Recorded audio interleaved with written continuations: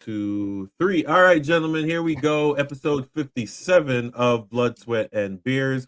On this episode, we're going to talk about the King. Long live the King, Musa, with a brace, and the defense being what we've always expected. It's a sieve. Then we're going to talk about Trinity maybe backpedaling into the playoffs. That's not great. We're going to talk about U.S. Open Cup results. One Knox doing the late cup set. We're gonna do other stuff as well. We're talking about another calendar change that might be going on, and much more right after this.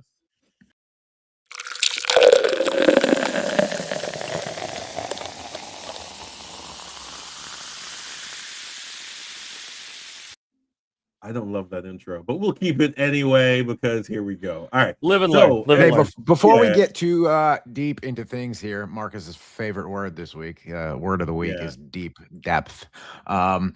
Two things. Jerseys are still for sale up on the Dallas Beer Guardians website. I don't think any of us have one handy right now, but you've seen them. They're on our social media. Go buy one, please. They're still for sale. We're doing multiple runs of orders, so essentially, when we get an order of about 10 or 12, we send them off and we're getting them back. Run 2 should be coming in this week. If you want to get your order in for run 3, go for it. Also available now on the Dallas Beer Guardians website, ladies and gentlemen, your 2026 DBG Dad hat. Check this bad boy out. This is the Richardson. This is what I was showing off a couple weeks ago.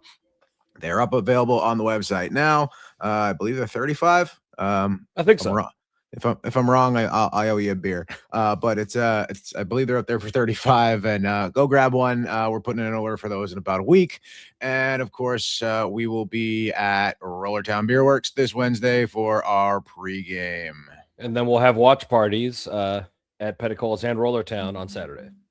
Yes, sir. Late kickoff, guys. Late kickoff. I will not be attending any of those events. Unfortunately, I will be out of town for work, which sucks. I assume 9:30 kickoff in Seattle was past your bedtime, anyways. You are very correct. No, although I will be watching. I will be flying home Saturday, I believe. So I'll be able to catch that on the flight, maybe.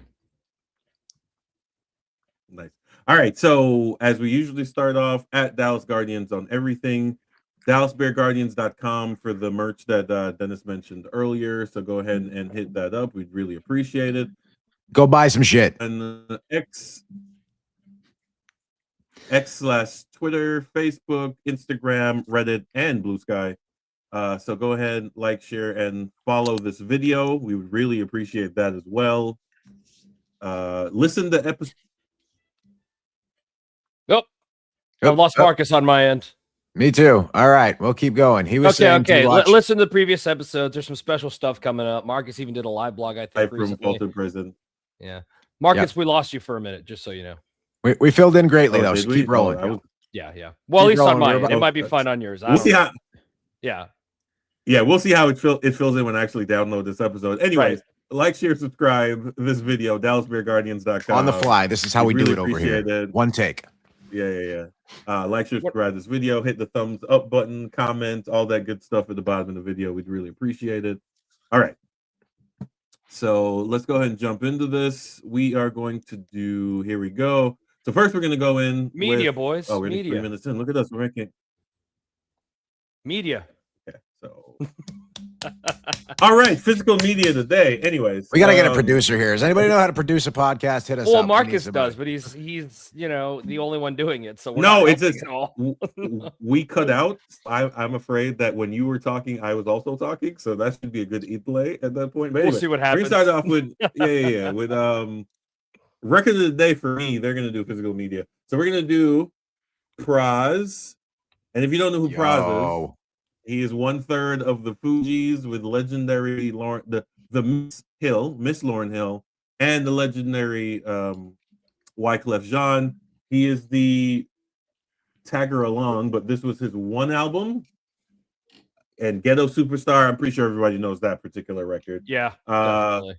So yeah, Praz, Ghetto Superstar. Unfortunately, I want to tell you to buy these because he's going to need the money because he just got convicted of illegal lobbying, if I'm not mistaken. So yeah, he's going to jail for a long time. What does that mean? But yeah, I don't know, but It's a government he does violation. That's what they put you in jail for a long time for. Yeah. He does what everybody else did, but he forgot he was black and Haitian, so they don't get away with that. Legendary so hard Ghetto face, though, dude. Superstar. Yeah. No, for sure. Yeah, Ghetto Superstar by Praz. All right, what do we got here? Let me do physical media here. Who's up? You next? or me Go ahead, first, Dennis. Go for it. All right, cool. I'm doing another comic. I've been on a kick of them, lately. This is a pretty important comic to me. This is the amalgamation of all of them put together. I guess that's the wrong word. It's the complete Moon Shadow. It actually was just a short series, not a short series, but a series of shorter comics that were compiled together, just called Moon Shadow. It's basically like a weird fantasy sci-fi coming of age story that's got a lot of like little bits of making fun of itself in it. There's a little bit of Hitchhiker's Guide vibe to it. It's a bit older, so a lot of people haven't read it before, but it is gorgeous. It's got these like watercolor style art instead of like the classic comic style, which is really unique in the comic world. You don't see a lot of that. That's really fun. But the whole story is told from the perspective of like some 120-year-old dude named Moonshadow, and he's telling his story. And it is fantastic. A lot of legendary authors loved it. You just don't hear about it. Ray Bradbury, I pulled up the quote, called it beautiful, original, and haunting. When Kurt Vonnegut read the first issue of it, he was so moved by it that he wrote a letter to the author, Kurt Vonnegut. So, yeah, it's really great. It's really emotional, and the art is beautiful. Go look it up sometime. Complete Moon Shadow by John Mark DeMatteis. That is pretty cool. That's pretty unique. I don't think I can top that. But I busted out a cookbook this week. Nice. I almost did a cookbook today too. I almost did one today. That's awesome. This is a taste of cowboy, ranch recipes and tales from the trail. Far removed from our original purpose. With a cowboy can't. Yeah, but we all don't have an extensive as extensive as a vinyl collection as you do over there. So while I disagree, this is still in line with the original purpose. This is a taste of Cowboy Kent Rollins. If you're not familiar with him, he's a YouTuber. He's a ranch chef that does cooking all outdoors, all basically with cast iron over an open flame, and does everything from your typical barbecue favorites all the way through like fried chicken and just real ranch food. It's pretty cool stuff. They're really simple recipes, and it's really like basic ingredient cooking, which is pretty cool, and like just kind of getting back to like the basics of cooking over an open fire and how to do that with cast iron and how to make even coffee outdoors and everything else. Actually helpful if you're looking to tailgate cook. So if you're interested, check that out. Again, Cowboy Kent Rollins. He's a YouTuber. He's been on some of those cooking shows and stuff. Just a real just kind of cool guy that I accidentally started following on like Reels or something. That's and fun. Yeah. Just took a deep dive into his stuff. Can I add something silly about mine that I forgot to mention? No, time's up. I'm doing it. I loved this book so much after I read it that I literally went to the library and immediately bought it from them. That is awesome. Thank you, Capital Area District Library of Lansing, Michigan. Thank you for all public libraries, but I can't tell you why Absolutely. I'm thanking you, but I really appreciate it. All right. Okay, so we're going to transition here to this segment. I'm going to start to do some really hard breaks so I can edit these better. So on this portion, it was like on this portion of the pod, we are going to get into this week's game, FC Dallas v. I don't remember who we played, but The Carson Galaxy. The Gals. I know. All right, let me rephrase that. On this segment of this week's episode, we're going to talk about FC Dallas versus the Galaxy, one of the originals. Somehow the Galaxy say they were formed in 94 and we were formed in 96, even though we both started playing at the same time. I don't know how that math works out, but whatever. This is, if I remembered from the broadcast, it said this was the 88th meeting. So I think we need to put more emphasis. I think there needs to be, the same way we had rivalry week, I think we need to do a originals week where all the originals play each other.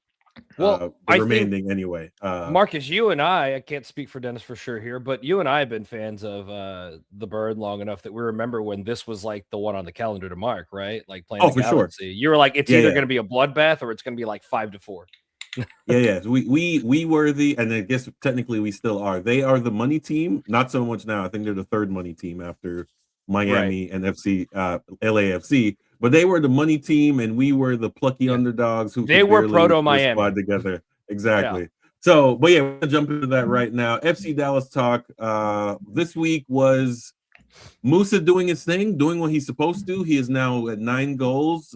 This might be the quickest I think a striker for us is going to hit double digits if nothing changes. We're also what happened? They pointed out on the podcast, the post game, the FC Dallas agenda that's halfway to the record already. Yes, it's crazy. Barring injury and the World Cup, I think he's gonna crack that. Fingers crossed for neither of those things. Well, barring injury, the World Cup, and him leaving after the World Cup, I think he might crack that open.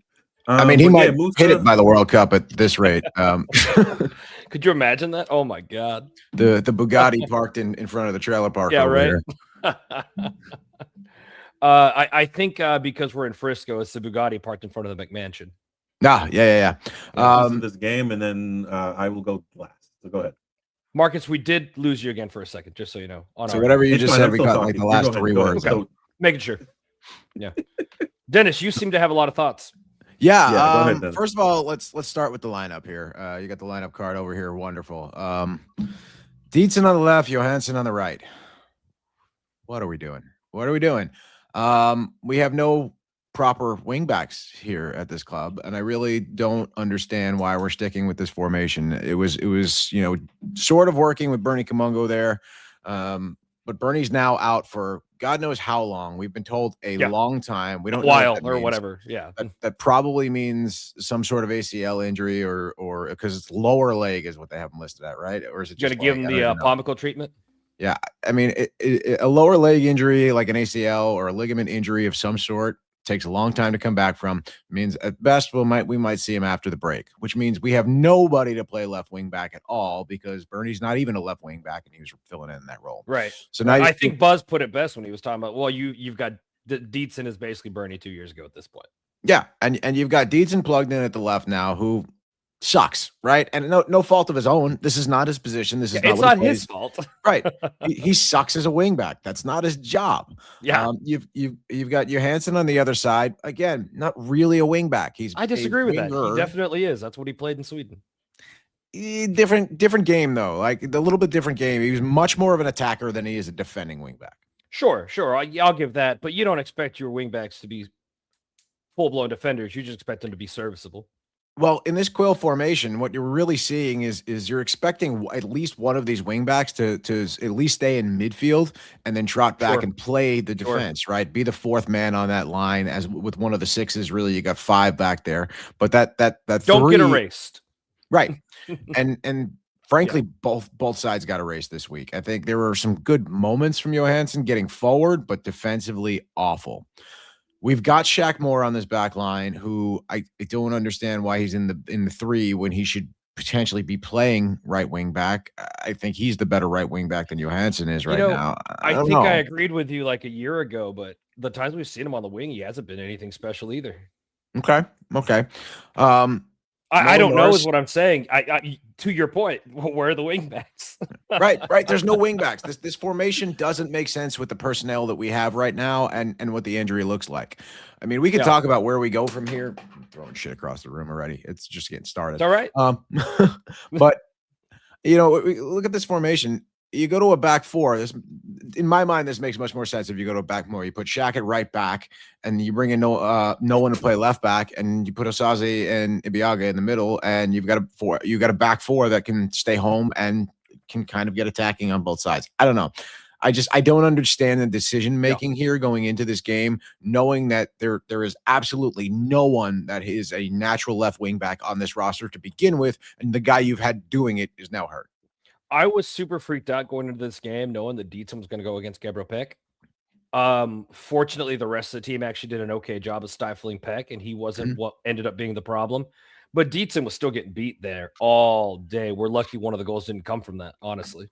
Yeah, and again, it's this is not really a knock on Dietzen. This is a knock on the coaching decision to put him in because I just this is not his skill set. He is an attacking winger, not a wingback.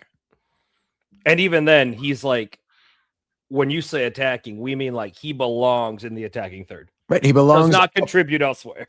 Yeah.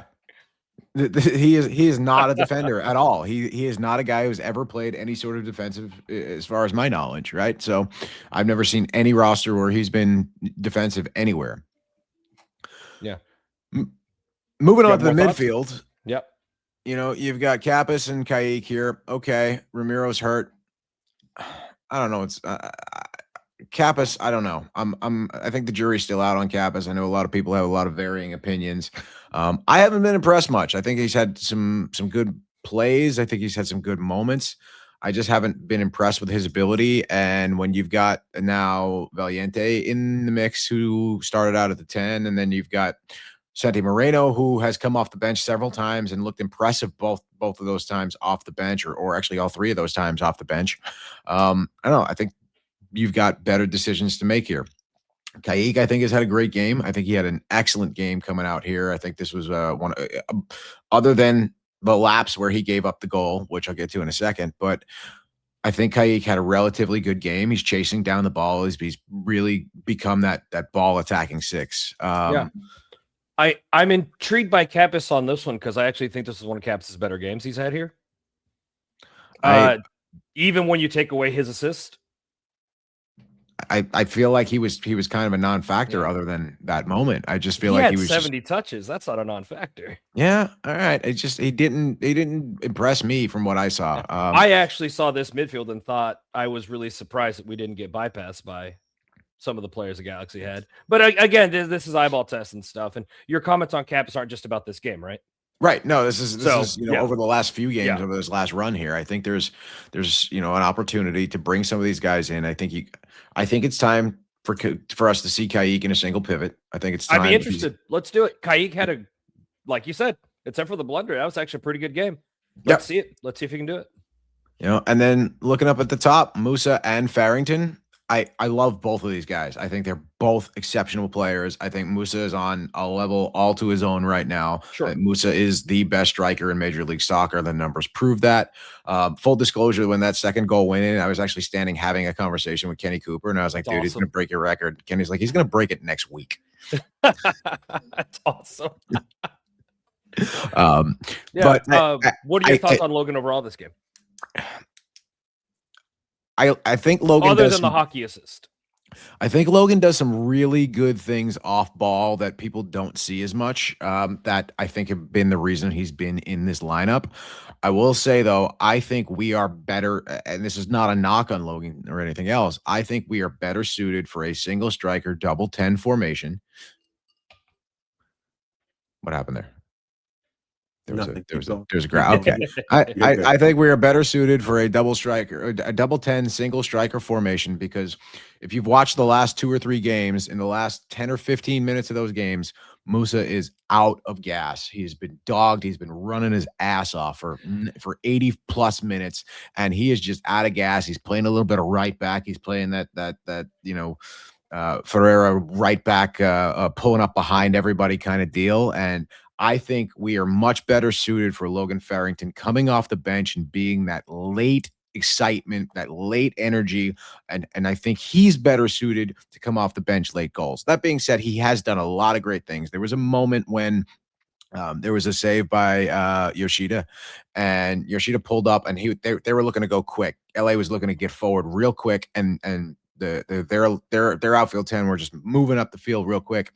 And Logan just kind of steps in front of Yoshida and slows his steps down while he's coming out of the box. And it's just really this really thoughtful, big brain game mentality. Like, let me just get in his way to slow him down for a second. And that extra second was what it took for the defense to get back out in the line to kind of get back into shape. Yeah. So I think it really is things like that are keeping him here. But I think this club is better suited to go to a single striker. I think that Logan Farrington was a big part of the press that they played halfway at the midfield. I thought that was one of his more positive contributions this game. But yeah, I with the 2-10, what are you envisioning? You're envisioning Musa up front, Moreno and Valiente behind him? Yeah, probably. Exactly. Ideally. Yeah. Yep. And so essentially you take this, I think you go to a back 4 here, right? You go to a back 4 here, you throw another midfielder up there. Okay. You can really go to a 4-3-2-1. Which I think is what the personnel here are suited for. You can stay in the double pivot. Okay. You kind of like bring those midfielders in, and you've got guys that are able to either get forward. If you want to you want to take one of those midfielders, those outside midfielders, you can turn one into an attacking winger, or you can let somebody stay home, and you're a little bit more flexible there around the midfield, so you're not getting bypassed. They're not able to go out wide on you. I think with the personnel that we have here, I think that's much better suited to what we need. Certainly open to it. Let's talk more about the game itself, though, real quick. Yes. I think I just watched the replay today. I believe we were robbed a goal. 100%. Not that you can hang your hat on that, but yes, like everyone seems to agree. Which one are you talking about? The one where Cesar is lying down? No, that's a very obvious call. That one's correct. The first half. The Moose offsides. Okay. Yeah. Like pretty much everyone agrees. All the pundits even agree. That was onside. The assistant referee was way off his line on that. Should never have picked that flag up. And he had a problem keeping that flag down all night. I think this was fair. They're told that if they get it wrong, VAR will correct it, and it didn't. I thought this was a poorly officiated game going both ways. I think we were unfortunate. I would think we were on the unfortunate side of that. I think this was just a bad referee crew. They kind of let the game get out of hand a little bit as far as physicality, and it's just really inconsistent calls going in both directions. There was one point where I think I saw that the head referee he went to go. There was a tackle around midfield, right around the center circle. He goes and reaches for his back pocket like he was reaching for his red. Then he stops and goes to reach for his shirt pocket for his yellow, and then he just goes points in our direction. His wallet it's like, what happened? What are you going through airport security over here? Do I leave anything in my pockets? Yeah, we got to talk about how unlucky Kayik is that ball hit Osaze on that shot. That sucks. It's especially because I don't think it needed the deflection to go in. It just, that's a bummer. You hate to see that, but it's one of those correct calls you get pissed about, but damn it. Yeah. I think Collodi was really unlucky on the one that deflected off Ibby. Yep. I just like watching it, he had already started committing where the shot would have gone. That's a bummer. You just got beat. And then point blank, luck of the draw at that point on the other goal. I really just I'm upset that we got robbed of a goal. That happens, and you can't hang your hat on that, but it's still annoying. So what you're saying is Musa should be in double digits by now. I am saying that. Yes. Yeah. That would have been his second hat trick of the year. So it would have been insanity. We've never had that. So the most FC Dallas thing to ever happen would be Musa breaking the record in the first half of the season and getting sold after the break. We got beat by the right players. Pansil did his absolutely. Job. That's his job. He stretched our defense, made Osaze look real bad, especially on that what's the first goal where he just made a run and threw 3 defenders out of position with one run. That was insanity. And then obviously the second goal we talked about, unfortunate deflection happens, but he was solid. I thought that we could have gotten more out of that. We should have finished a few more chances. But moreover, I really want to talk about the substitutions here. Sam Sarver straight up playing right back was weird. I think I saw a little bit of positive from Benjamin, but still not enough to write home about. I still like to see more time from Moreno. I don't know what we're waiting on there. Maybe it's fitness. And I really enjoyed watching Nicholas Simmons. Yes. The big Jamaican that Marcus had no idea who it was.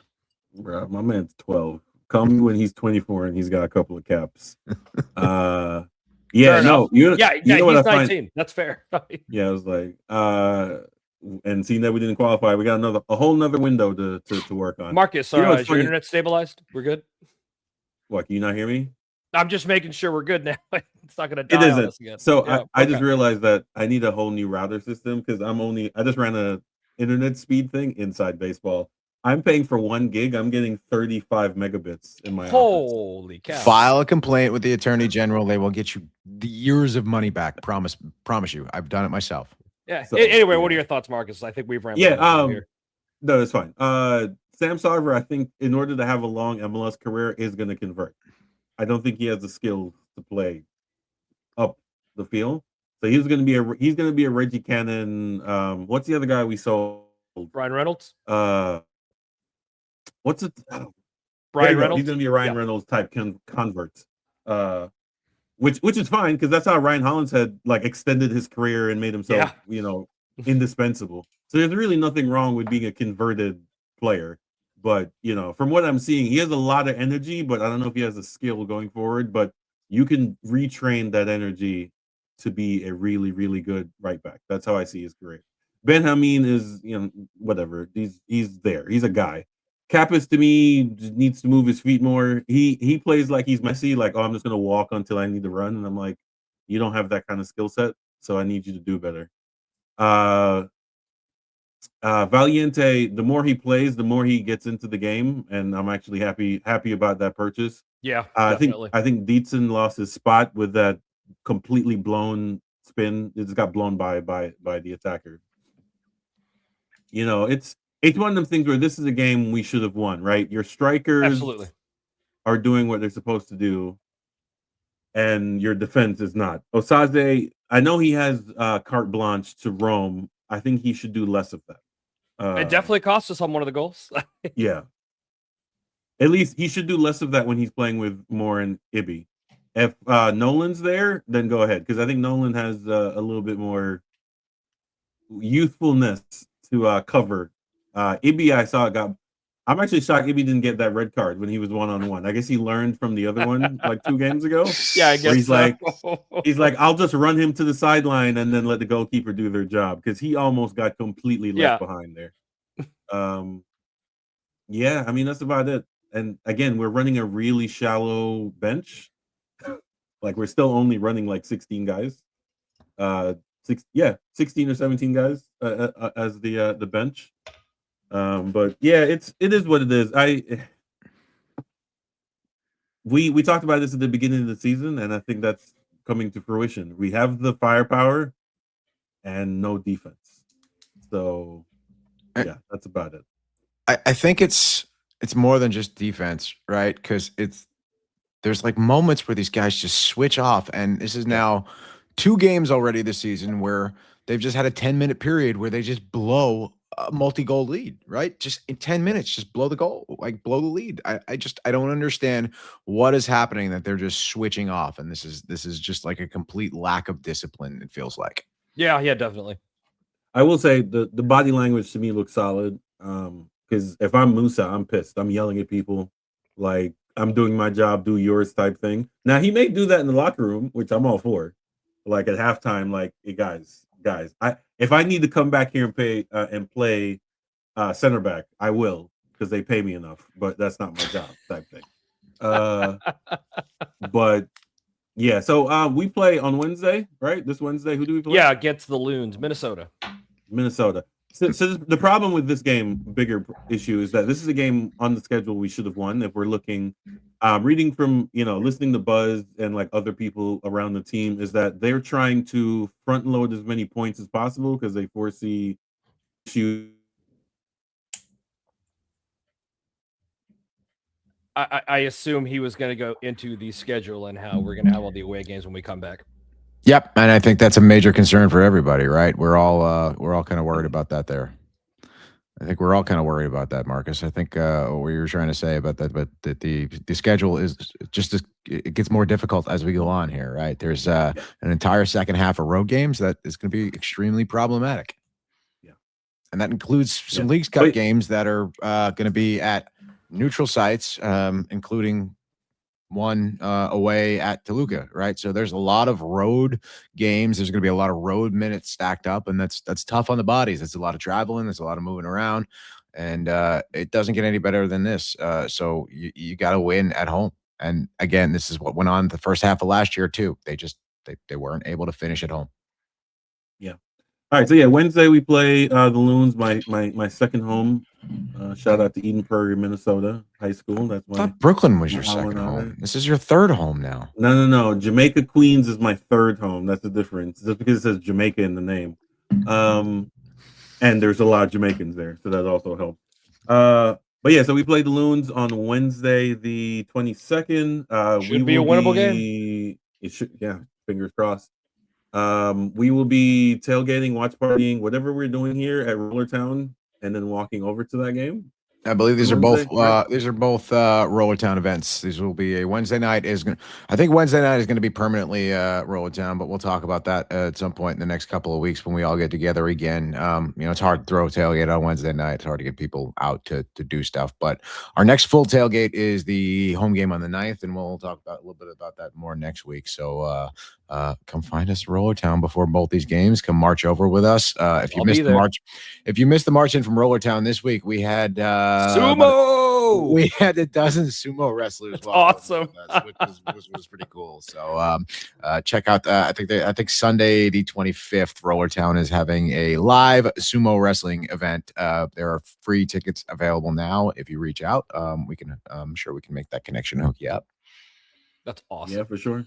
As they look at this transition right here, look at this dismount I'm going to pull off. As we were talking about bad refereeing and bad calls, we're going to talk about Tom at Dallas. Come on, Trinity. Tom Fellies. This week, Trinity, as I said in the intro on this segment of this episode, we're going to talk about Dallas Trinity backpedaling into the playoffs. Yeah, Dennis wanted to say a few things about this game. This is one of the handful of games I've made it to Trinity, and shout out to the Chicago dog there. Portillo's, pretty awesome. yeah. Portillo's was pretty awesome. Now open in the colony, I believe. Yeah, it's been there for a minute. Been there, been there. Yep. 6-7 months. Yeah. It's been longer than that. There's one. Yeah, there's one. They just opened a new one somewhere. Yeah. They're. Let's put it this way. We're becoming Chicago South for whatever that means to be.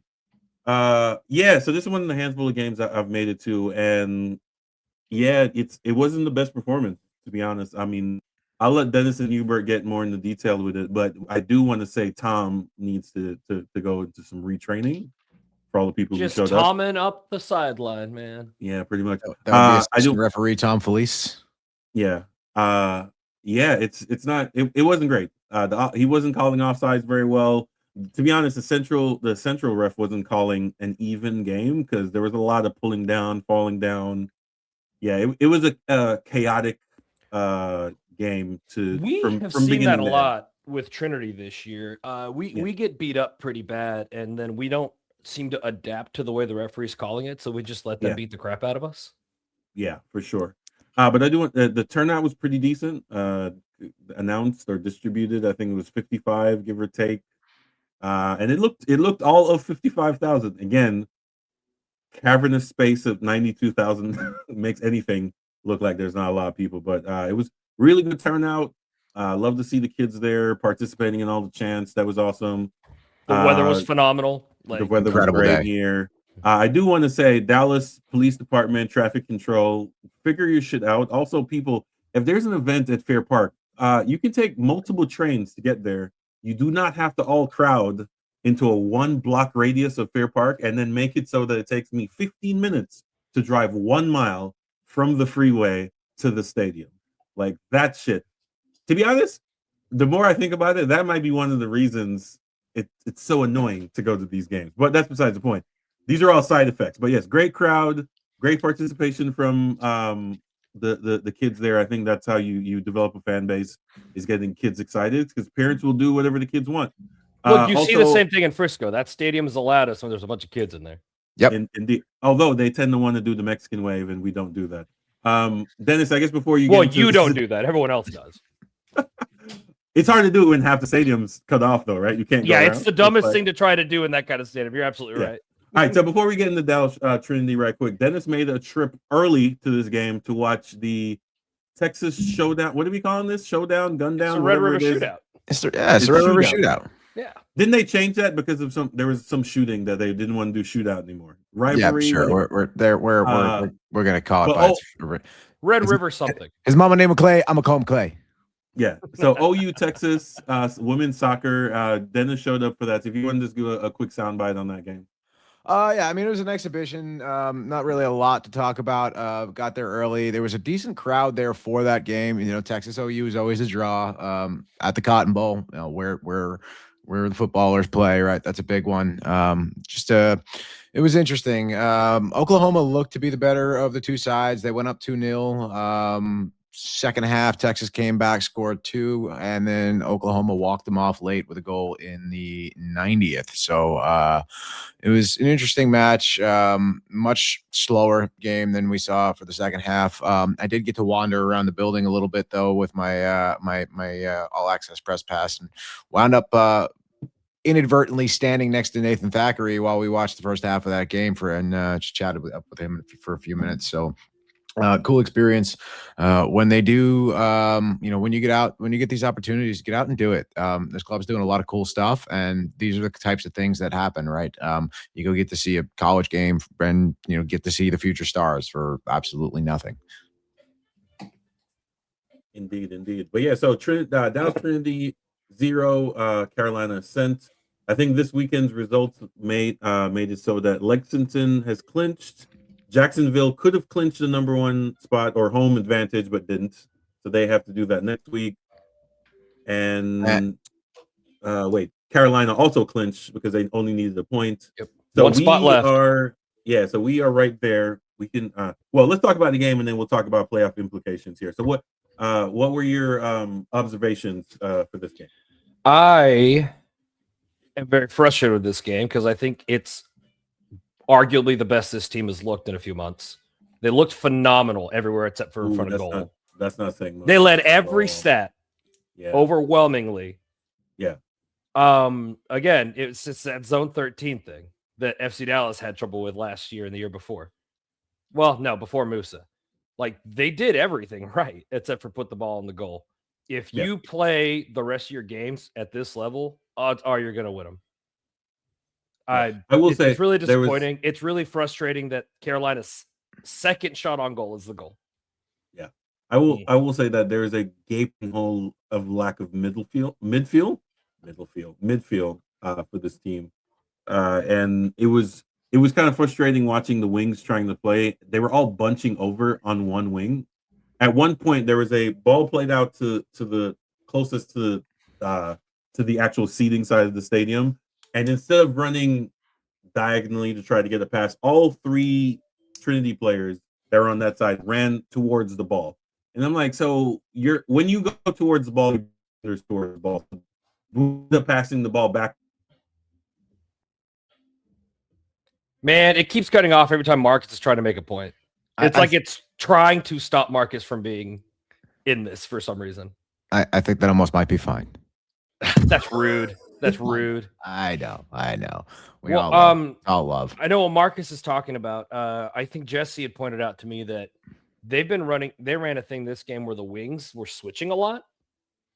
And I think that contributed to what Marcus is talking about.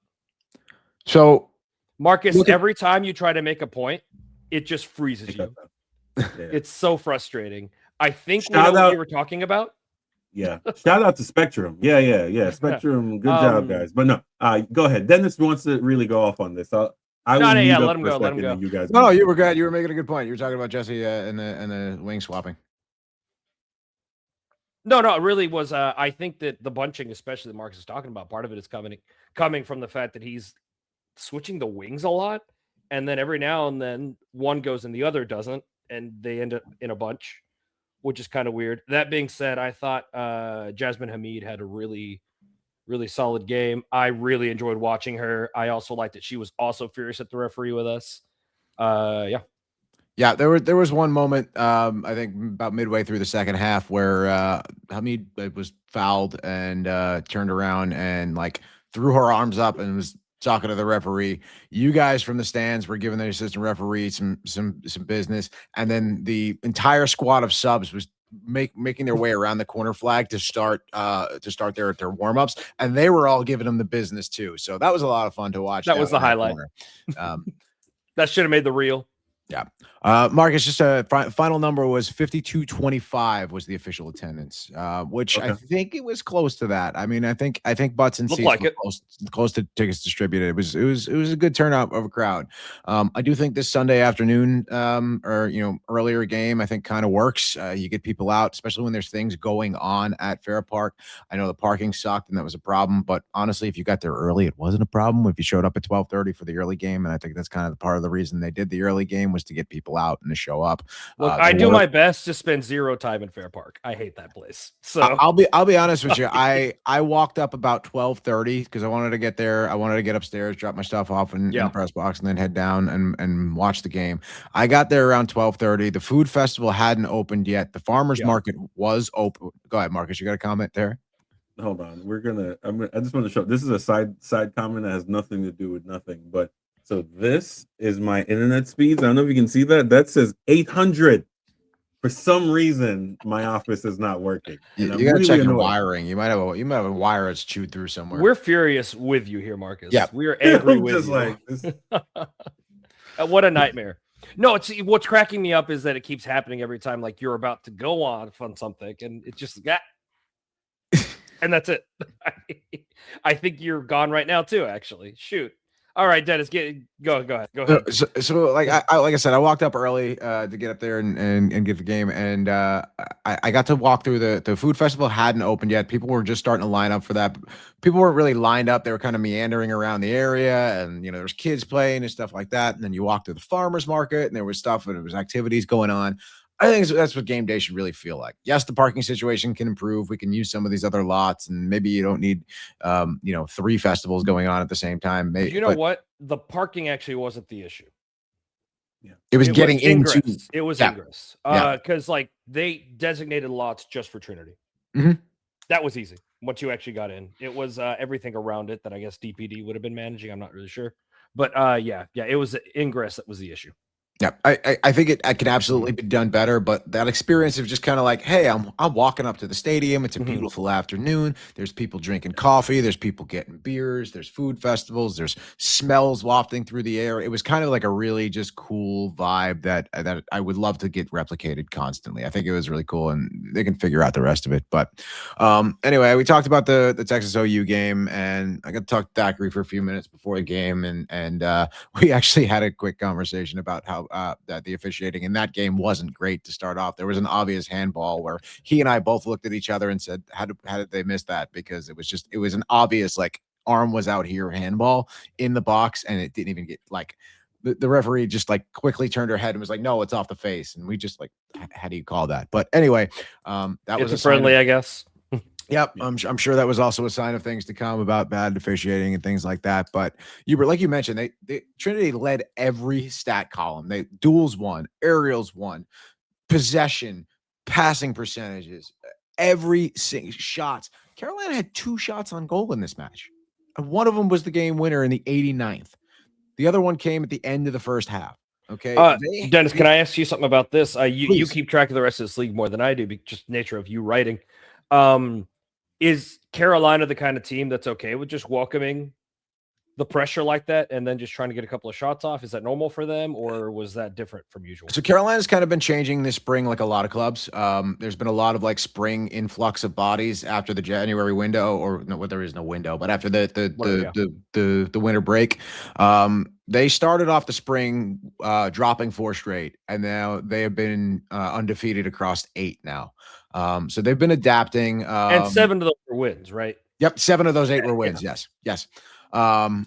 They've been adapting to the game. I think they've become a little bit more of a kind of sit back team. I think this is the 3rd or 4th of those 7 that they won with a goal in the last like 15 or 20 minutes. I don't know the exact number, but there's an interesting stat out there. I'll find it and I'll tweet it out or something. You guys can follow me and check that out. But they have been a team that has stolen some late wins lately, and I don't want to say stolen because they've done really well. And they were without 2 of their bigger names here too. Yeah, that's a big deal.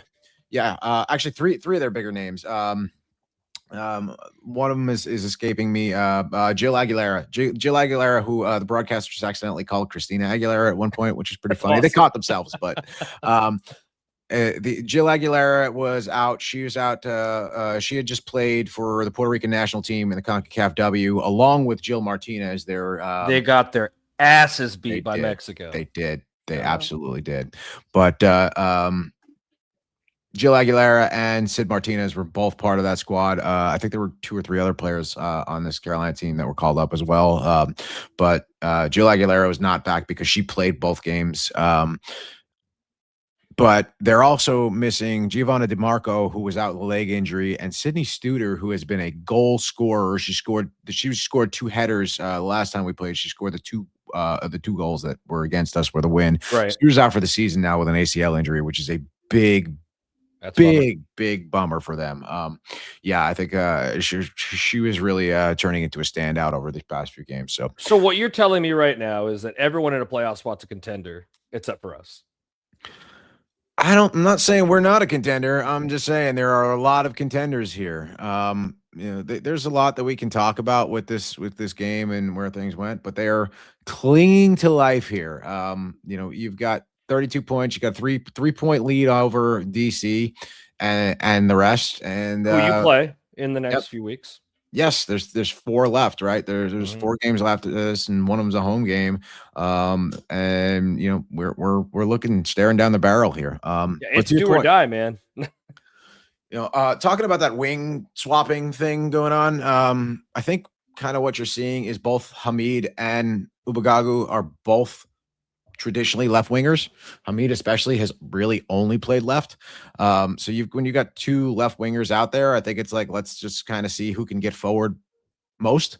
And Thackeray's game is wing play, right? We've seen this, and this is why they were stifled last week in Brooklyn on that narrow pitch, right? Because they are get the ball out on the wings and take shots, put the ball in the middle, take shots, and attack from the outside. I think what's happening right now, though, is there is nobody, and kind of paraphrasing Thackeray here in post game, you heard the audio.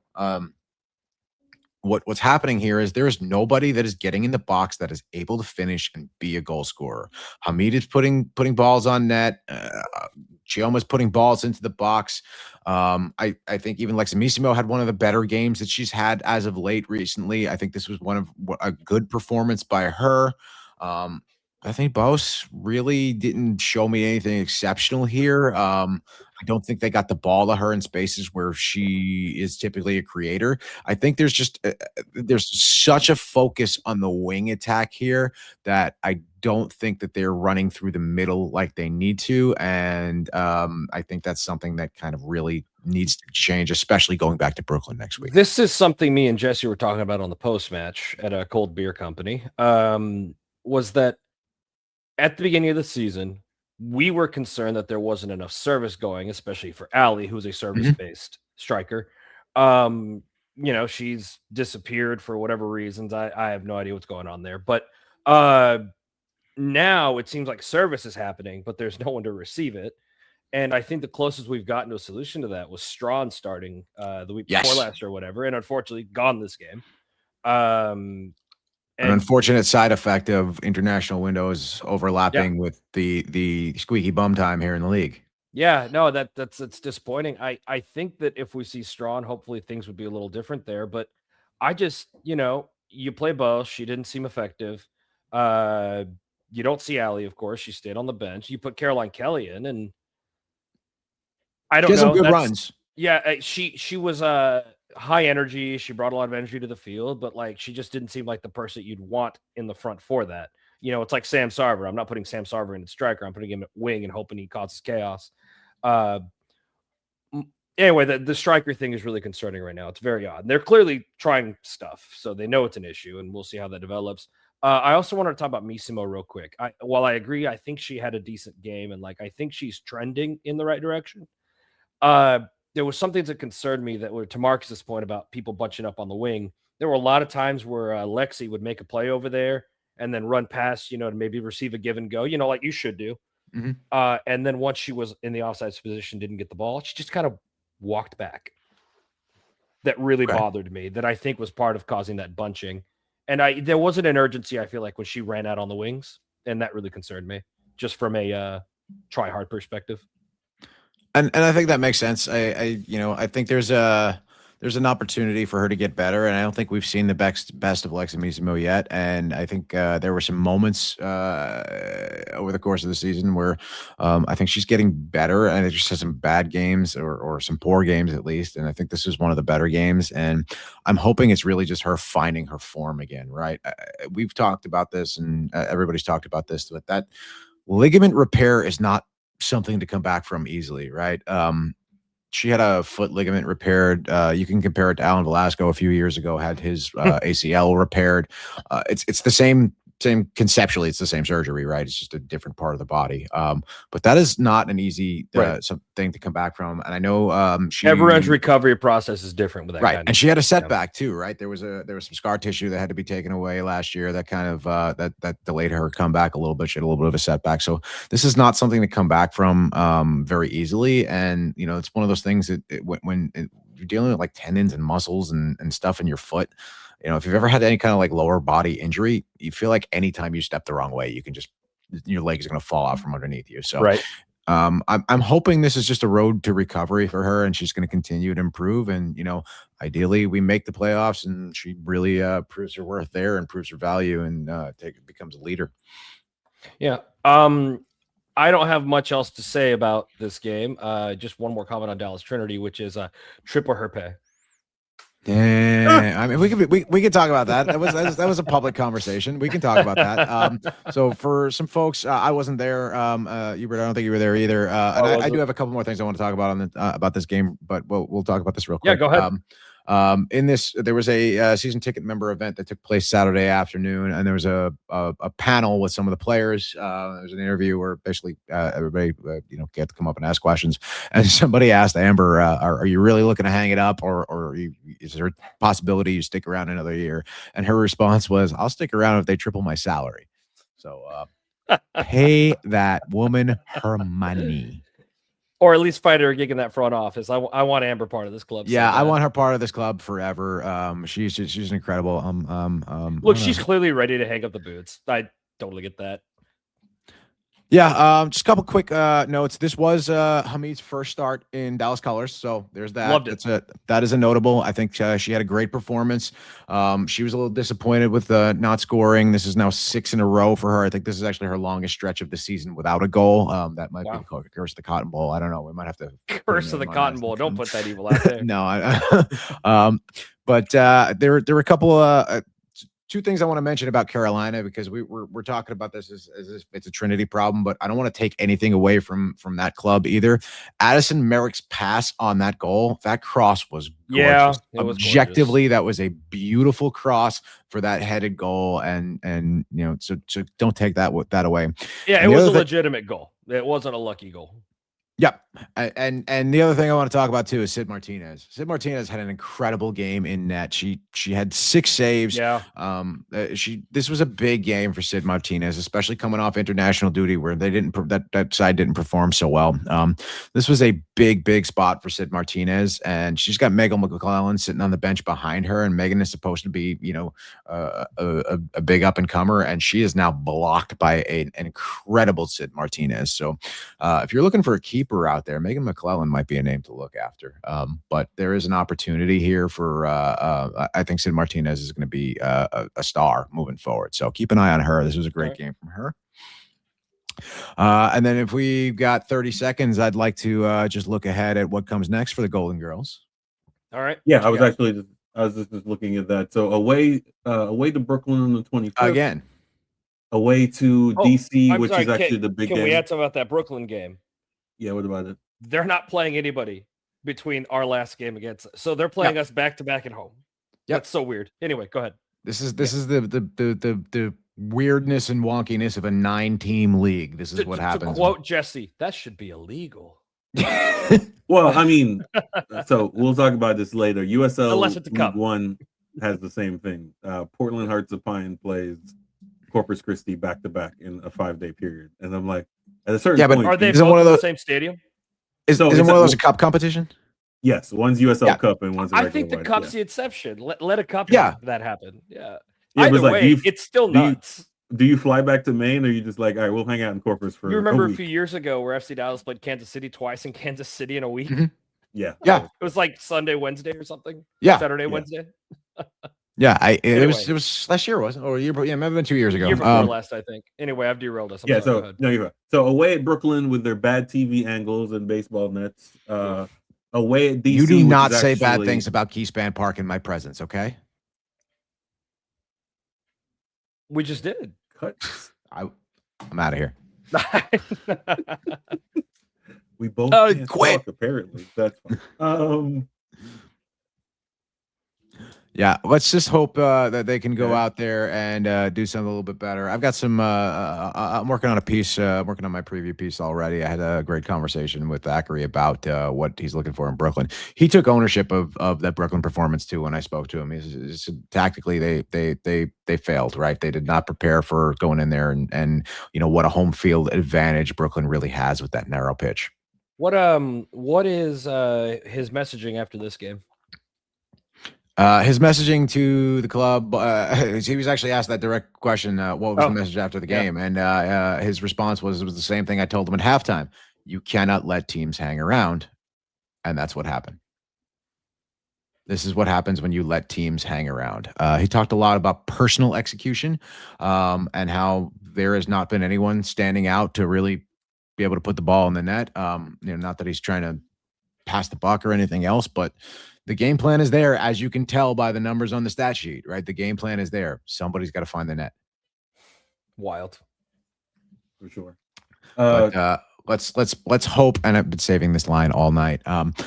Let's hope that the return to Coney Island is not another House of Horrors. Oh my goodness. Okay. Love it. Let's go.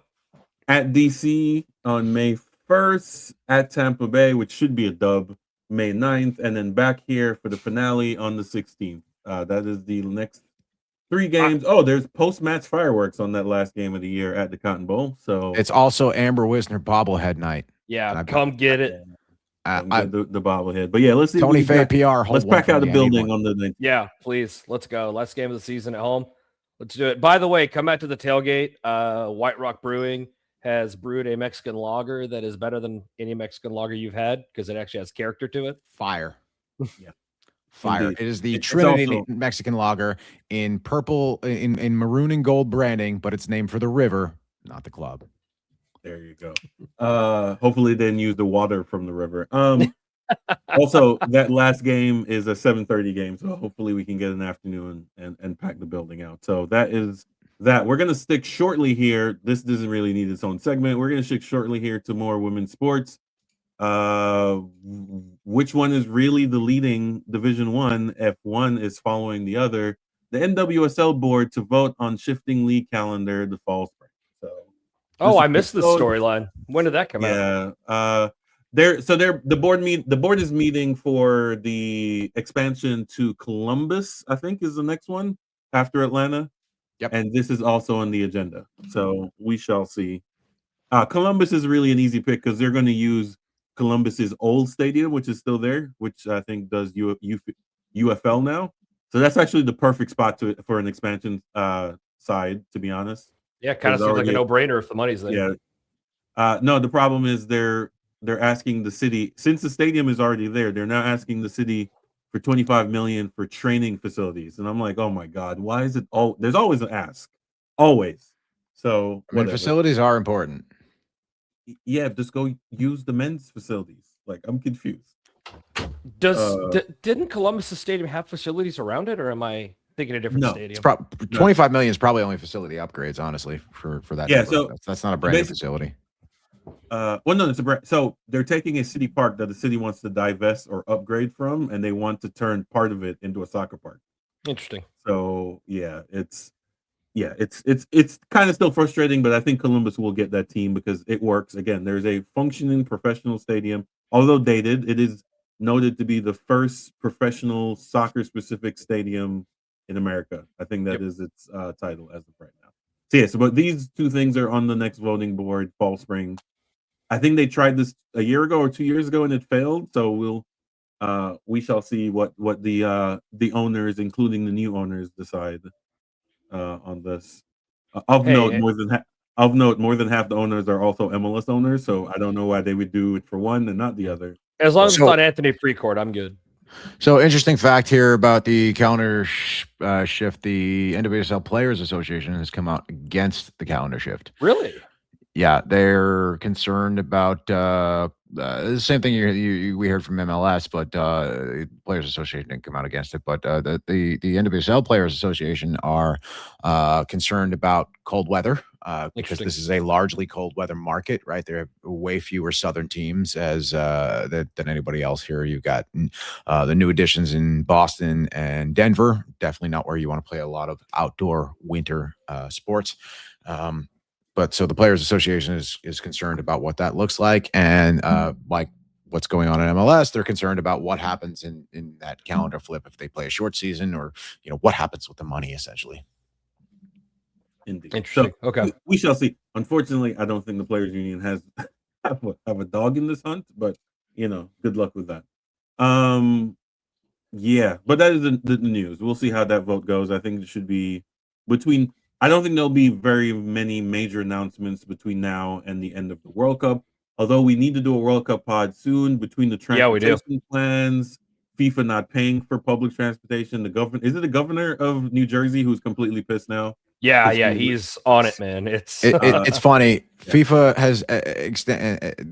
has talked about they've run over governments and entities and cities and states and counties all across the world, right, for years and years and years, completely unchecked, until they finally came up against a more corrupt organization, the state of New Jersey.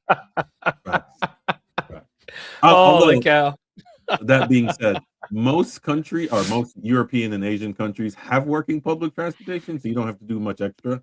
I mean, New Jersey has public working transportation to get to and from that stadium as well. They are just not looking to foot the bill for the entire extra staff and extra trains and all the extra things that need to be brought in to make sure that security and everything else that needs to make sure it's going to happen. They don't want taxpayers to foot the bill. Imagine that. Shocking.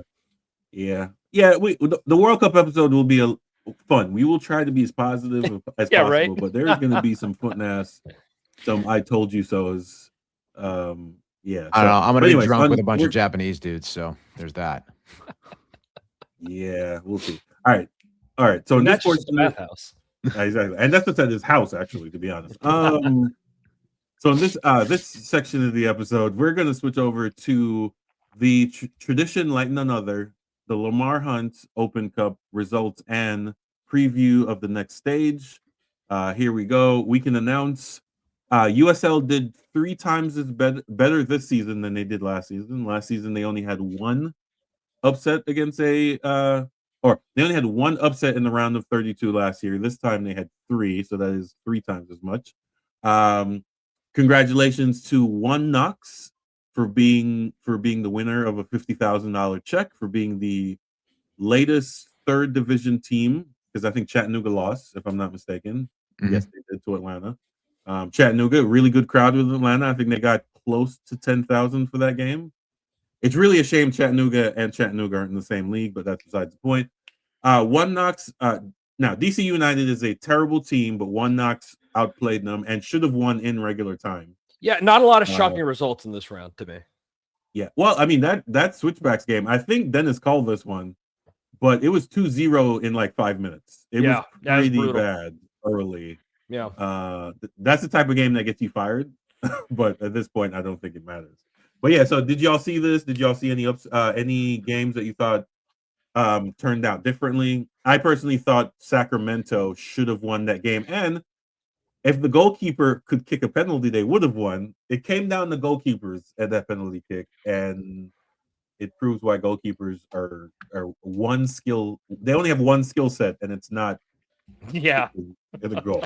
I caught some of the NYC Westchester game. Only because I had some people that were at the game, and so I was keeping up with what they were doing. So I was watching the game a little bit, and this was a lot of fun to watch.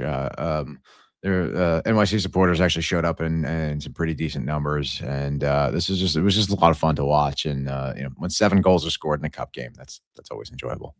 Yes, no, that Westchester game was dizzying for 2 things: the amount of lines on the field. I'm going to keep talking about that. Dude, that was crazy. That was absolutely insane. There were like 7 different. Seeing that? I've never seen a game played there. I've seen the field before. I've never actually seen a game played there. It's absolutely insane. Like I mean, first of all, football lines are one thing. We could talk about that, end zones, but there were like 7 soccer goals lined up. There were like 7. There's like there were like 7 boxes. Like how do you play weird angles? I think there's a curve in one of them. There is the FIFA regulation professional line. There is the youth line, which they play on a smaller field. There is the lacrosse line. There is what was the other thing? So there are 5 different sports that play on that field. It is absolute trash. It was a good game. Congratulations, like you said, the new NYFC fans came out. That stadium officially holds 3,900. There was 5,200 in the building. They put up tents on the opposite side. Awesome. They were trying to get their money's worth for that. So that is good. It's a shame the Cosmos weren't in this tournament because I think the Cosmos would have drawn New York, and I think that would have been really good. But cool. that'll be next year. That'd be a good matchup. Patience. Yeah, the Rhode Island home game that was in, or the Rebels game that was a home game against Rhode Island. Rhode Island dropped the ball in that game, and it really frustrated me. That should have been a cup set for sure, but you know, it is what it is. That being said, some of these blowouts don't flatter the MLS team as much as you think. The Charlotte game, there was a red card early. Like there was a couple of really bad calls that red cards were given. So the ones that got out of hand, I don't think anybody really thought Independence was going to beat them anyways. So they did their job. Like, yeah, for sure, they did their job. That's all you can say about that. It's like Dallas beating United. Yeah, did your job. Yeah, for sure, for sure. Yeah. Chicago, Detroit was as chippy as we expected, which was fun. It was, yeah. Yeah. Shout out to Louisville, who I do straight up think is a better team than Austin. So yeah, Louisville might be, as we look to next round, Louisville might be the team I think might knock off Houston. That'd be cool. Wouldn't it be awesome if they scalped Austin and Houston? That'd be fun. Yeah. I might go out and buy a Louisville jersey for that. Yeah, the Colorado Derby I think is going to be really good as well. Shout out to Bruce Arena showing some respect to USL. Although I think he was being tongue in cheek because the San Jose game, which was the late game, they went up early 2-0. Then I think at the 38th minute got a red card, so they were down by 10 men. Yeah. So Phoenix was peppering the goal, but that goalkeeper sat on his head, his shoulder, anything he could sit on to keep him out of that game. That was a really solid game. But yeah, I think. Yeah, go ahead. No, go ahead. Oh, I was just gonna say that El Paso looked like boys against men. It was hellish. Yeah, it wasn't great. And you know, it's funny. El Paso got Rubio Rubin. They got a squad there. Yeah, it's not a bad team, but man, they just got handled. Yeah, they didn't do well at all. But yeah, I think for the most part, right. Dennis called the switchbacks because the Kansas City team is a trash team. I personally thought Rhode Island would have done better and should have won that game. They tied it up late, which was it was really emotional. Like that's the type of derby I really like. 20 miles from home to home for that game. So that's pretty awesome. Yeah, but besides and Naples got robbed. We need VAR on some of these lower division stadiums. Napoli shit the bed against. Oh, sorry, you're talking about Naples, Florida. Naples, yeah, not Napoli. Yeah, Naples. Yeah, they got a goal that clearly bounced, or not clearly, more likely than not bounced within the line before it got cleared out, and the refs missed it. But you know, that is what it is. It's at this level, you got to do what you got to do. So, but yes, Lamar Hunt Open Cup. There is a week break. They come back on the 28th, so that's next week. So who do we have next week, guys? We got the MLS matchup. So Charlotte FC against Atlanta, San Jose against the Loons, the New York Derby. We got Rhode Island. That's my game of the month right there. That's gonna be a lot of fun to watch. In Sporting Illustrated Stadium at Forever Red Bulls Arena. We have New England against the Pride. We have the this is my game I'm going to watch. I think One Knox, between the coach having been an assistant at MLS, I think he runs that organization really, really well. They've scouted really well. I think they can pull this off. So we got One Knox away to Columbus, Chicago, St. Louis, and then Louisville at Houston, and the Switchbacks at Colorado. So those are the matchups for round of 16 for the 28th and the 29th. Wait, is there only 2 games on the 2 games on the Tuesday and 5 on the Wednesday? I don't know why they split it like that. So you can catch these games on Paramount Plus. I don't know. Musa made team of the week, by the way. It just came out. Oh cool. No! How did he manage that with a brace? That's crazy. My thoughts on these matchups is I think our best hope is probably Louisville. Yeah. Yeah, that's kind of where I'm at. Yep, I'd like to see the Switchbacks pull off an upset there, though. That'd I be fun to think watch. the Rapids have been better than everyone expected so far, and I think they might roll it in, but we'll see what happens. Yeah, Luna's had himself. Luna's Salt Lake. What am I talking about? I don't mentally. I don't know. Colorado and Denver and Salt Lake are the same thing in my brain sometimes. That's crazy. Fair enough. But yeah, so we look forward to those matchups again. Get your Paramount Plus subscriptions. I remember telling Hubert it was $60 last year for the whole year, so you can't really beat that. They do run Paramount for now anyway. They'll need the money, especially since the Saudis are going to pull out because they're broke. But anyway, so we're going to get into that later. But you get your Paramount Plus, your Peacock, and ESPN Plus. Thanks again, Hubert. Wifey wanted to say thank you because she's been enjoying that subscription for sure. All right, so we're gonna move on. What happened? No, I've got one more thing I want to talk about. Dennis just wants to point out that you get Serie A as well if you do Paramount. Well, that's fair enough. That's true. And the Champions League. But yeah, there you go. Nobody watches Champions League. Stop it. Yeah, right. Well, only if Barcelona and Real Madrid are there. So yeah, that's about it. Yeah. Although champions. Oh my god, yeah, CONCACAF. That's hilarious. All right, but yeah, what were you gonna say, Dennis? No, I just want to talk about this pretty cool opportunity that I was asked to be a part of and kind of help out with a little bit with Trinity front office. They're putting together a group of brand ambassadors. And essentially what they want some folks to do is to help get the good word out about Trinity and sit in some meetings every once in a while. It's probably like an hour or two a month of just talking to the club, giving them feedback about events and things around the club and promotions and how to get more people involved. I am full disclosure, I am on the steering committee for this group, and essentially, yeah, they see me rolling. I'm on the steering committee for this group, and it's a couple hours a week where we just kind of sit down and talk about what are opportunities to get more fans involved with this, bring more people in, and bring more people in that are going to enjoy the game and be supporters and yell and scream their heads off and cheer and enjoy it and have a good time. They're obviously asses and seats are always good, but they want people that are going to be out there and going to be out there for games and come back and really being part of the environment. So if that's something you're interested in being a part of, let me know. They're looking to fill about 100 spots. I think they've got about 70 or 80 left open. They've only been running this for about a week right now. So if it's something you want to be a part of, please reach out to me. Let me know. I'll send you the link to apply. It's really simple. It's like 3 or 4 questions just to make sure that you are a fan and somebody that wants to be involved with this. But if you've made it this far in the podcast, you are a sicko, and this is who we want for this. We want some sickos. So hit me up, and I'd love for you to be a part of that. It's a really cool opportunity.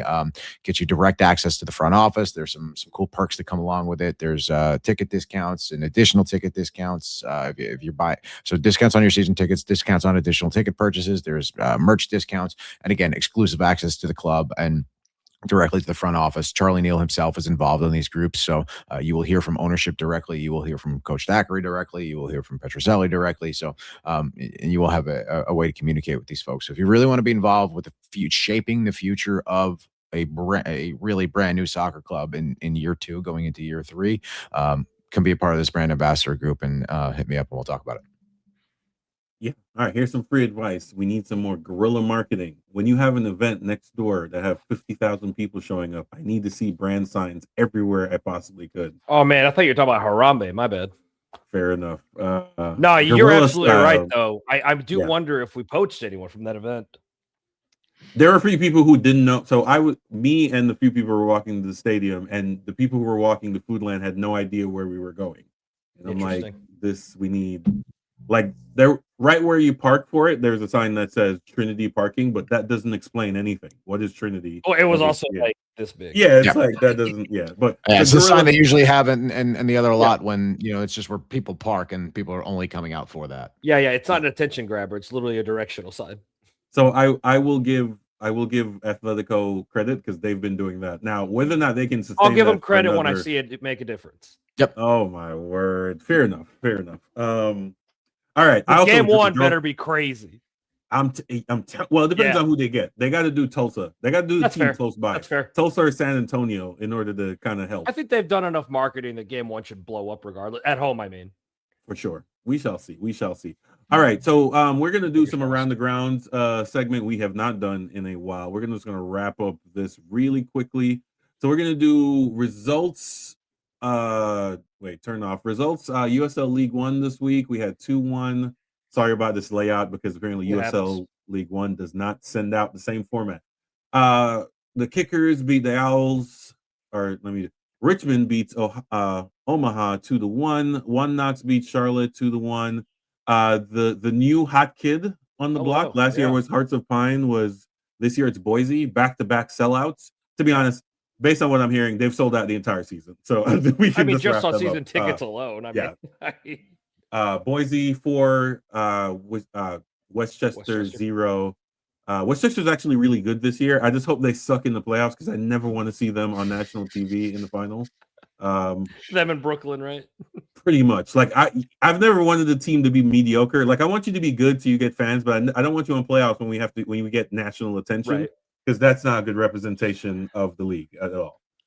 Cosmos 2, Forward Madison 2. They sent out a image for Madison. I'm talking about sent out an image of the new turf. It is the brightest green, fakest turf I've ever seen, and I really hope it's not.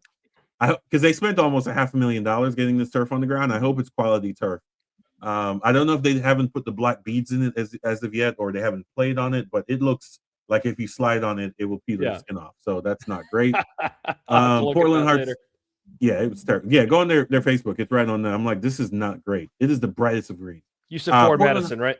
Yeah, Ford Madison. Sorry. Portland Hearts of Pine, FC Naples 1-1. Hearts of Pine, the sweethearts from last year, still selling out their games. North of 6,000 on a rainy night in Portland. So that's really that for them. This is the table as it stands. FC Naples is solid. One Knox looks to repeat. Spokane has been a solid team. I think they've made it to the final the first 2 years of their existence. I don't foresee them falling off anytime soon. Corpus hasn't played in 2 weeks.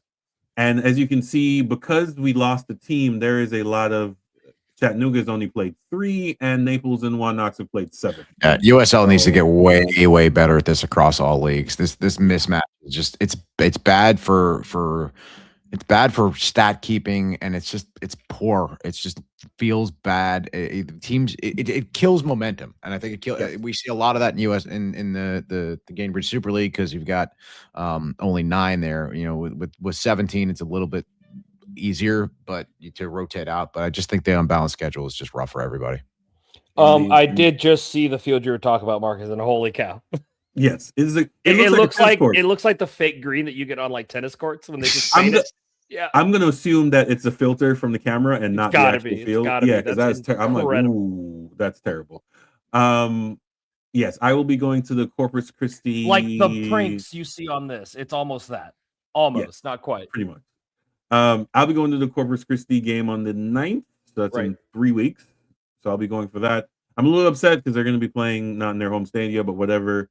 So we have 3 teams who have not played a home game. Fort Wayne, with their stadium, will be finished, quote unquote, for their home opener on May 2nd. And Madison, I think on May 19th, will be their home opener as they install new turf. So that is it thus far. That is USL League One. I have a small frustration with the New York Cosmos. So I thought the football lines were on that field because the high school started playing. No, apparently they have full contact women's football league up there in the Northeast. So that's why they're football. We have it in Dallas too. Yeah. No, they have a full contact? Yeah. That mascot that we couldn't identify at the game, the armadillo. Is that it? Maybe it's the same league. I found out last night. Yeah. So maybe it's the same league. But yeah, they only play. Where do they play? Because we should get out to one of those. That sounds like fun. Well, you keep going. I'll let you know. Yeah. But anyway, so yeah, there's that. But I just found out that's why they have football lines, which they won't get rid of, because by the time the women's leagues is over, the high school teams will start playing.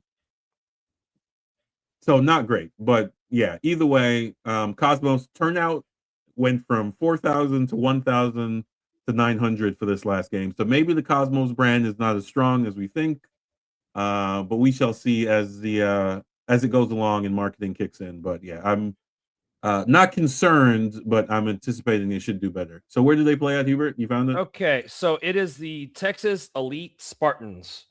They've apparently been around for over 9 years, and they play at Maverick Stadium at UTA. No. UTA? Oh, fair enough. Yeah. All right. I came across their socials yesterday because I was trying to figure that mascot thing out, and their socials are really fun. All their players seem to Marcus, have like really great personalities. So we got an excuse to get to Arlington. I think I'll probably still be good, but I am interested. I'm good. I'm trying to get more DBG side quests going. That's all. Yeah. I wish I was more into football, but I may make a trip just to. It's fine. They serve alcohol. They serve fair alcohol. enough. Yeah. Fair enough. Well, no, college campus. I'm not sure. Maybe they don't. So that's all right. So we have can pregame, Marcus. Stop shitting all over my idea, please. Fair enough. We can go to Texas Live. It's really expensive, but it's really fun now. We can go to Ocos Lowe's. We can go to any of the bars over there. We can go wherever. I don't care. Let's go get fucked up and watch football. Yeah, let's go to Babe's Chicken downtown, or historic downtown. All right, so we got USL Championship this week. Yeah, Jacksonville is turning out to be a terrible, at least on the men's side, a terrible football team. They have yet to win a game, and they've only tied once. So that's not great. And attendance is not as good as the women's team. So I don't know what's going on there in Jacksonville. Monterey Bay. Well, one team is good and the other one sucks. These are fair points. Monterey Bay, it seems like the boy is not really helping them that much. They spent quite a bit of money on recruiting. Night. He did, but it's not enough. It's good, but it's not enough, to quote the boy Jadakiss. But yeah, results this weekend, tie between Charleston and Tampa Bay. Switchbacks continuing their run 4-1 against Monterey Bay. Louisville, late winner, really late actually. I think it was like the 89th minute to beat that Jacksonville squad. Hartsville and Loudoun 0-0. Miami lost against Phoenix. Pittsburgh against Detroit 2-1. Actually watched that game. That was a solid game. Still one of my favorite. Any stadium with a bridge river overview or a train that runs by it is a winner for me. So yeah, there is something about it. Absolutely. Yeah. It's the only redeeming quality in Brooklyn, honestly. Keysworth. Well, that's true. And Keysworth is, what are you talking about? The roller coasters in Brooklyn? Yeah, Coney in the background. It's awesome. Yeah, Coney, yeah. El Paso 2 lost 3. I need to get that away days video at San Antonio up. Oakland 1, Tulsa 1, and then Goose Eggs for OKC for Orange County, which did some minor updates, but actually makes the stadium looks more well-rounded against Lexington, and then Deuce against Birmingham, Alabama, and Indy. I keep feeling Birmingham, Alabama having a professional soccer team still blows my mind. It is weird, isn't it? It's a market of 1 million people. So technically, Birmingham qualify for Division 1. You just don't think about the South and soccer, though. It's weird. Exactly. I was actually looking at it. So Boise technically has 900 metro area of 970,000. So would they get into D1? Right? It's almost there. You're missing like 30,000 people. So, but anyway, so this is the standing for that. Louisville looking like they're going to do the double again and then choke in the playoffs as per usual. And that's everyone's doing what they're supposed to do. I think this San Antonio team, from what I saw on the field, looks like they might make a run here. Lexington spent a whole bunch of money and it is not showing. Brooklyn men's team is doing solid work, and Miami, coming off their wooden spoon outing last year, has made some changes before their move to Homestead in 28 probably. So shout out to USL Championship. We're going to do an episode next week. There have been some more announcements for lower league soccer stadiums, so we will get to that. But lastly, before we get out, drum roll, please. This is the lineup for the USL, the Plex Tire. Is that where we're going? Go. Yeah, Prinks Tires. Yeah, Prinks Tires, USL Cup. This is the old Jägermeister Cup, right? Yep. Yes, this is the Jäger. So it's USL Cup and then sponsored. So we'll do that. But yeah, so it's my name is Clay. I'm gonna call him Clay. Yeah, pretty much. So yeah, this is the lineup for starting this weekend. This is actually one of the reasons we have such a staggered lineup for both teams, is because they have to make spices right on the weekend to do this. But yeah, these are the opportunities for USL 1 teams that happen to be closer to championship teams than they are to other USL 1 teams. Right. Shout out to AV Alta, which is the only team out in California, but So this will save them some money. I think they play New Mexico, still a lot of traveling. So yeah, so this is just a great opportunity. I'm loving this competition. It'll be Yeah, great it's so much fun. if and when they get a Division One going, and then you have up and down the table type thing. So this will be their version of Leagues Cup.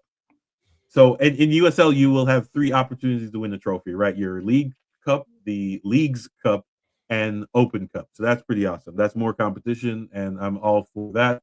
So these are all on ESPN Plus only. No, wait, does Paramount also have these games? I only see Paramount also ESPN has- on these until you get CBS Sports on the second one. Yep. Oh yeah, on the CBS Sports really likes Rhode Island. I think Yeah, almost all their CBS Sports Networks game are Rhode Island. I don't know what it is. Funny, Maybe you'd it's think the that would be stadium. ESPN because that's where they're originally headquartered, was up in Boston. Yeah. So, but yeah, pretty cool. So this should be a fun lineup. I'm all for this cup. So yes, get your ESPN subscriptions. Prinks Tires USL Cup. I don't know where you can get Prinks Tires, but if you can, I guess support so that they have some more money. Yeah, this is a really fun cup. It's really enjoyable, especially if you're a neutral. Like it gets exciting. I think this is when wait. This will be fun when Fort Wayne actually gets their stadium open, and so you have Fort Wayne, Indiana playing Indy 11. So that will be pretty awesome. I'm looking forward to that for sure. All right, so that is it for me, gentlemen. Do y'all have anything else before my internet cuts out permanently? Just one quick hilarious bit out of Italy right now. What? Scott McTominay, the ultra Neapolitan Scott McTominay, now has a replica of the statue of Maradona that is in front of the stadium in Naples. He now has a replica of that in his garden at home. That's incredible. Yeah, Scott something McTominay is the ultimate Neapolitan. He's the ultimate something for sure.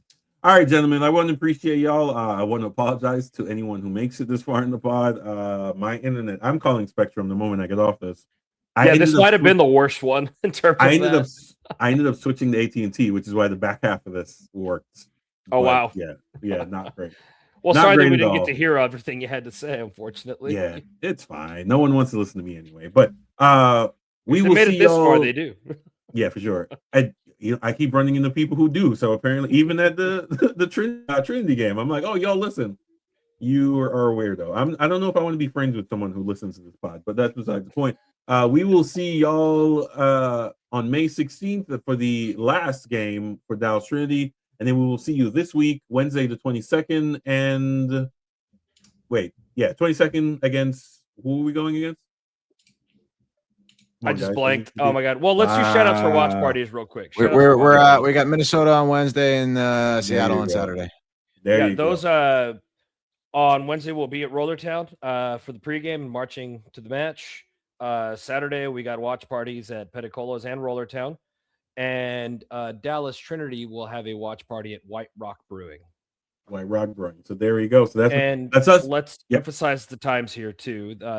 FC Dallas on Saturday plays at 9:30. That's worth noting. And Petticolas will likely be staying open for that. 6 p.m. Yeah, Petticolas will likely be staying open for that. So if you're down in that area, you want to come out to the watch party, please do so. Come support our sponsors. You could make the Trinity and the FC Dallas watch party. Hell yeah. That's all I got. Indeed. I don't know why Dennis sent me a customer portal thing. I sent you a link to file a consumer complaint with the state attorney general on your poor internet service. You're going to fill it out and say the service you paid for is not the service you have been provided. I'm getting. And that's it. It's that simple. Fair enough. Before I do that, I'm going to replace my router, which is a decade old at this point. But anyway, support local soccer, support local breweries, and there's a lot of both of those things. We look forward to next year. Shout out to what's my guy, the rodeo clown? What's my dude? Redbeard. He made it on. Hey, that's Red Guardiola. Red Guardiola. He made it. He apparently they did a piece on him for rodeo on their Facebook. So yeah, he seems like he's gonna be the face Holden. of that. If you guys don't know, Holden. I know. Yeah. Or Thor. Yeah. Thor. Yeah. So he's moved up the street. Unfortunately, we've lost him forever. Congratulations to Don and Jim on their engagement. Yes, congratulations. Mom and Dad got engaged. Mom and Dad are getting married. That's for sure. That was really cute. That's all. And they're buying a house, so double congratulations.